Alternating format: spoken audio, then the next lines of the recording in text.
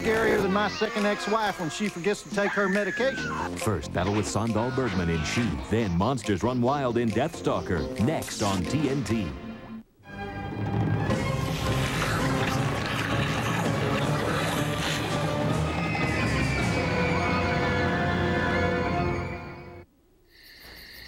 Hi, Shirley. How are you doing? Yeah. No, I don't have... No, ma'am. No, I can't. I have to, Yes, ma'am. Yes, ma'am. Okay, well, I have to go now. All right. Yes, ma'am. Yes, I will. All right. Okay. Yeah, good. Okay, that rash is looking a lot better. Okay. As I promised last week, we got a really disgusting sword and sorcery classic coming up right now. I'm Joe Bob Briggs, by the way, host of Monstervision, and I don't know if you could tell, but I'm not a giant fan of She, that movie we just showed. But this next thing, Deathstalker, I love this picture. Barbarians really acting like barbarians. None of that Conan bull stuff. These guys rape, loot, and pillage. They don't do it very well, but they do it. And it stars Richard Hill as the Deathstalker. Now, Richard Hill is one of several guys that were attempting to become the next Conan the Barbarian back in the early 80s. Remember Ator, the Fighting Eagle, starring Miles O'Keefe? That's another one. Ator lasted about 2 films, as did Deathstalker. But the problem with both Miles and Richard as Conan types is that they're both a little too pretty. You know what I mean? You got to have that Eastwood face going for you, that Arnold thing. You can't look like last Wednesday you might have been working on a soap opera. Anyway, I'll be telling you about the picture as we work through this as a team. But those drive-in totals are 22 dead bodies, 30 breasts, which of course you won't see.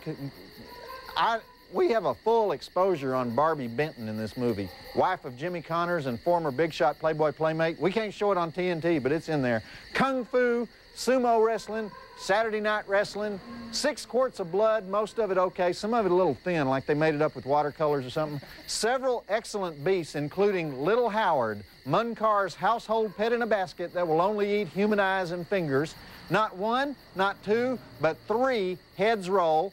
Great sledgehammer scene. That scene has to be seen to be believed. And best of all, no words actually spoken by Barbie Benton at any time. 4 stars, check it out. You will not regret it. Barbie Benton, y'all remember her, right? 2 enormous talents. Whoa.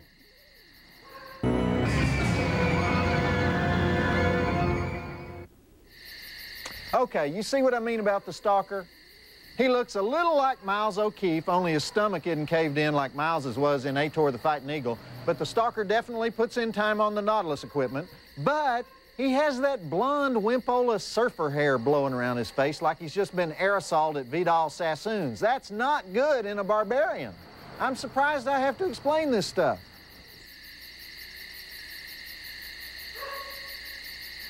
And host Joe Bob Briggs on Deathstalker.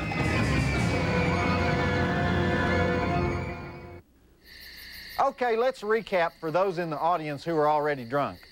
A leprosy-faced old man starts molesting this bimbo who's chained to a tree, but before he can get the job done, the stalker shows up, spears him through the neck, runs a couple of his buddies through the ribs with a sword. One guy's about to get away, so the stalker has to throw his dagger 40 feet through that turkey's heart. Stalker cuts the chain off the girl, yanks her blouse off, which we don't see in the TNT version, but it's a very sensitive moment in that scene. And then he starts to molest her, only he gets distracted and she escapes. Next, he goes to see the king who's living in a tent because Munkar the magician stole his castle and his daughter. King wants his castle back. The girl, come see, come saw. Stalker says, no way he's going to go rescue some girl out of a castle. That's so 70s.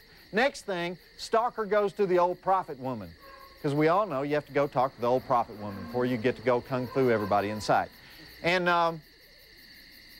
there's something else right in there. I forgot what it is. Something about an amulet. Stay with me. Wait a minute. Hold it. Amulet, secret gold, something. Amulet. Well, just bear with me. Wait till the next commercial. I remember it. I know that. Dang.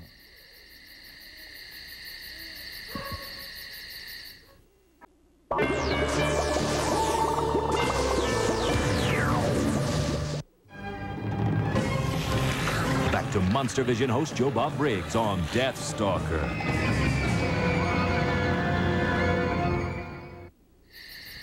Okay. The old prophet woman. She says that the stalker needs 3 things to get control of the world, right? One of the things is the sword of justice. The other 2 things are the amulet of life and the chalice of magic. You know what that means, don't you? Long gall-dang movie. The guy's got to gather up all this stuff that you normally only see at flea markets. And the old prophet woman can only help out with a sword. Munkar has the other merchandise, the guy with the tattoo on his head. There's always somebody that has all this stuff, so you got to go kill him, right? But first the stalker just sits there with Kyra while the pig-faced torturer torments poor little Barbie Benton. Did you enjoy that, tormenting Barbie? I thought you would enjoy that. That was good. Back to Monstervision host Joe Bob Briggs on Deathstalker.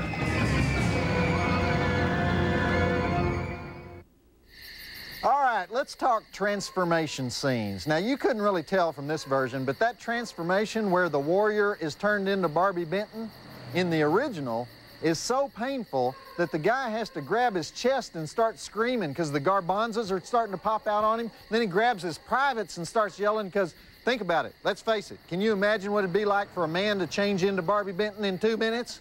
I know I said there'd never be a transformation scene to compare to the kid who got changed into a giant katydid in The Beast Within, but that's only because this transformation is so great we had to edit out like 80% of it. Otherwise, we get the PTA on our butts, you know what I mean? First, get into king-size action in the Valley of the Guanji, then get fired up for man-eating ants and them. Next Friday at 11 on TNT. Back to Monstervision host Joe Bob Briggs on Deathstalker.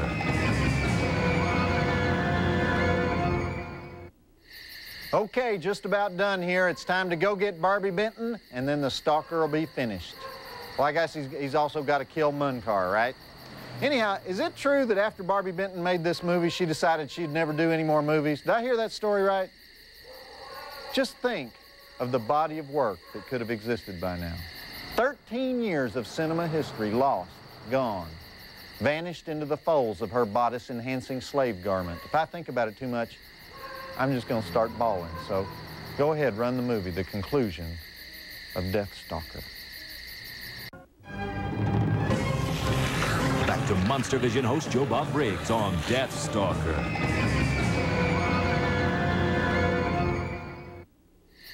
So, pretty good. He throws Munkar to the people to be ripped apart limb from limb in the movie that has everything, Deathstalker. And that's all for me tonight. Next week, we got 2 more classics for you. The Valley of Guanji, a great Western about vicious prehistoric dinosaurs that still live in Mexico and only the gypsies know about, followed by Them, starring James Arness as the FBI agent trying to track down giant mutant ants. You will enjoy it. And until then, I'm Joe Bob Briggs, world-famous drive-in movie critic, reminding you that the drive-in will never die.